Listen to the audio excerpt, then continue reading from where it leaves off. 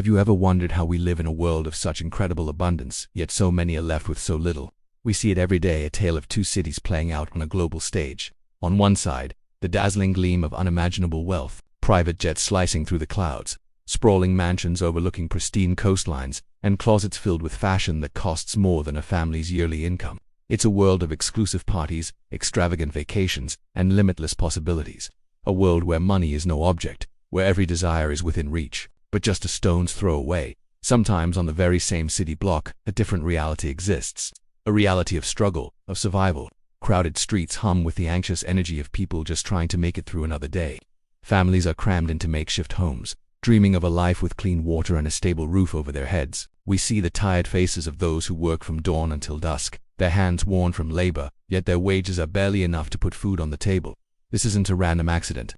It's the result of a system, a complex web of economic structures that have been woven over generations. It's a system where the starting line is different for everyone. For some, it's a path paved with opportunity, inheritance, and access to the best education and networks. For others, it's a steep, uphill climb against the relentless gravity of generational poverty. When wealth is concentrated in the hands of a very small minority, it creates a powerful cycle that's incredibly difficult to break. The rich get richer, not necessarily because they work harder, but because the system is designed to make their money work for them. Capital grows, investments multiply, and wealth begets more wealth. Meanwhile, for the vast majority, the ladder of social mobility feels more like a treadmill. They are trapped in low-wage jobs with little room for advancement, burdened by debt, and denied access to the quality education and healthcare that could open new doors. Think about the child growing up in an underfunded neighborhood. Their school lacks resources, their community faces challenges, and the opportunities available to them are a fraction of those available to a child born into affluence just a few miles away. Is it fair to say they have the same shot at success? Look closely at the faces in the crowd. You'll see the quiet dignity of a mother skipping a meal so her children can eat. You'll see the determined look of a young student studying under a dim street lamp, hoping to carve out a better future. You'll see the exhaustion in the eyes of an elderly worker who can't afford to retire. These are not just statistics. They are human stories. Each one represents a life filled with hopes, dreams, and potential that is being stifled by circumstance. Their resilience is breathtaking, but it shouldn't have to be this hard. The contrast is jarring. While one person is choosing which multi-million-dollar yacht to take on vacation, another is choosing between paying for medicine or buying groceries. This isn't about villainizing success or wealth. It's about questioning a system where such extreme disparities are accepted as normal. When a handful of individuals hold more wealth than billions of people combined, we have to ask ourselves, is this system truly serving humanity as a whole? This inequality isn't just about money. It's about power.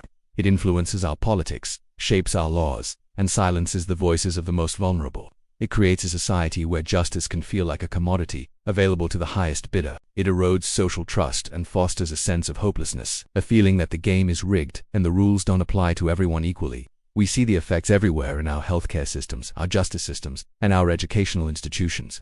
Inequality is the crack in the foundation of our society, and it's growing wider every day. But this story does not have to end here. The first step towards change is awareness. It's about looking past the distracting glamour and seeing the hidden reality. It's about understanding that poverty is not a personal failure, but often a systemic one. It's about developing empathy, recognizing our shared humanity, and realizing that our destinies are interconnected. The well-being of one is tied to the well-being of all. We have the resources, the technology, and the ingenuity to build a more equitable world. A world where every child has the chance to reach their full potential, regardless of where they were born. A world where hard work is met with fair wages and dignity. A world where basic human needs like food, shelter, and healthcare are considered rights, not privileges. This is not a utopian dream. It is a choice we can make together.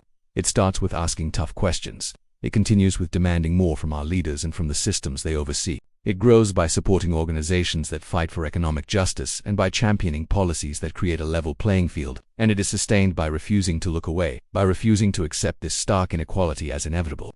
Let this be the moment we open our eyes. Let's start the conversation, foster empathy, and work towards a future where prosperity is shared and every single person is given the chance to live a life of dignity.